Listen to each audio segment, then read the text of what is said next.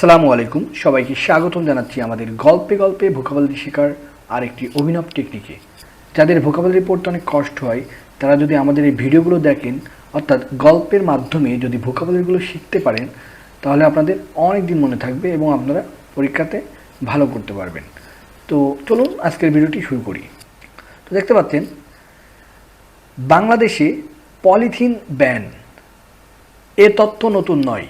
এখানে ব্যান মানে হচ্ছে নিষিদ্ধ, অর্থাৎ বাংলাদেশে পলিথিন নিষিদ্ধ, এ তথ্য নতুন নয়। তাহলে এখানে বাংলাদেশ পলিথিন ব্যান মানে কি? নিষিদ্ধ। 2002 সালে লেজিসলেশন হয়েছে, অর্থাৎ 2002 সালে আইন হয়েছে। তাহলে লেজিসলেশন মানে কি? আইন হয়েছে। পেনাল্টিস বিধান আছে।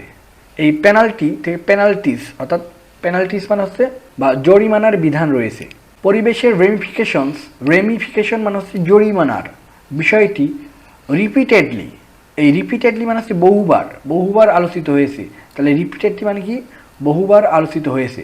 কিন্তু এম্পেরিক্যাল রিয়েলিটি হলো, অর্থাৎ এম্পেরিক্যাল রিয়েলিটি মানে হচ্ছে বাস্তব চিত্র হলো, দেশের 63% মানুষ জেনে শুনেই পলিথিন ব্যবহার করছে।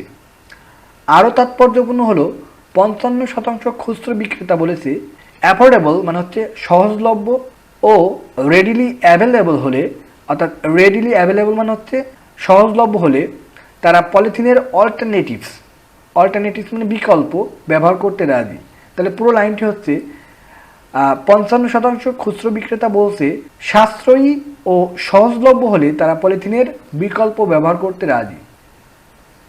পরিবেশ বিষয়ক সংস্থা এসডোর সাম্প্রতিক সমীক্ষা মূলত এটাই আন্ডারস্কোর করছে। আন্ডারস্কোর মানে হচ্ছে স্পষ্ট করছে বা জোর দিয়ে বোঝানোর চেষ্টা করছে। সমস্যার কেন্দ্রবিন্দুতে আছে নীতিগত এম্বিগুইটি মানে হচ্ছে অস্পষ্টতা, অর্থাৎ কেন্দ্রবিন্দুতে আছে নীতিগত অস্পষ্টতা ও বাজার ভিত্তিক বিকল্পের অভাব। তাহলে আমরা শব্দগুলো দেখি। ব্যান মানে হচ্ছে নিষিদ্ধ, অর্থাৎ বাংলাদেশে পলিথিন নিষিদ্ধ। লেজিসলেশন মানে হচ্ছে আইন হয়েছে। পেনাল্টিস মানে হচ্ছে জরিমানা, যেহেতু পেনাল্টিসের বিধান আছে, জরিমানার বিধান আছে, এই জন্য জরিমানারই লিখে দিছি। রেমিফিকেশন মানে হচ্ছে ক্ষতি বা প্রভাব। রিপিটেডলি মানে হচ্ছে বহুবার। এম্পেরিক্যাল রিয়েলিটি মানে হচ্ছে বাস্তব চিত্র। অ্যাফোর্ডেবল মানে হচ্ছে সাশ্রয়ী। রেডিলি অ্যাভেলেবল মানে হচ্ছে সহজলভ্য। অল্টারনেটিভস মানে হচ্ছে বিকল্প।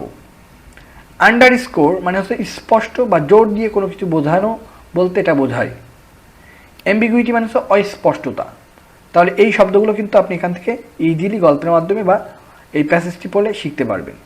কয়েকবার পড়লে কিন্তু শব্দগুলো আপনার কিছুটা হলেও আয়ত্তে চলে আসবে। তার পরের প্যারাটা দেখি। প্রহিবিশন মানে হচ্ছে নিষিদ্ধর 23 বছর পরও পলিথিন ব্যবহার বন্ধ না হওয়ার পেছনে যেসব কারণ এট্রিবিউটেড মানে হচ্ছে চিহ্নিত হয়েছে বা আরোপিত হয়েছে, তার প্রায় সবই শাসন ব্যবস্থার দুর্বলতার দিক নির্দেশ মানে ইন্ডিকেট করে। সরকারি সংস্থাগুলোর মধ্যে কোঅর্ডিনেশন মানে হচ্ছে সমন্বয়হীনতা, অর্থাৎ সরকারি সংস্থাগুলোর মধ্যে সমন্বয়হীনতা। উৎপাদন পর্যায়ে নজরদারির বদলে খুচরো পর্যায়ে স্পোরেডিক মানে হচ্ছে হঠাৎ মানে যেটা নিয়মিত ঘটে না, সেই ধরনের অভিযানকে বলা হয় স্পোরেডিক অভিযান। বিকল্প পণ্যের বাজার তৈরি না করা, এসব একটি ডিসফাংশনাল রাষ্ট্রীয় কাঠামোর পরিচয়।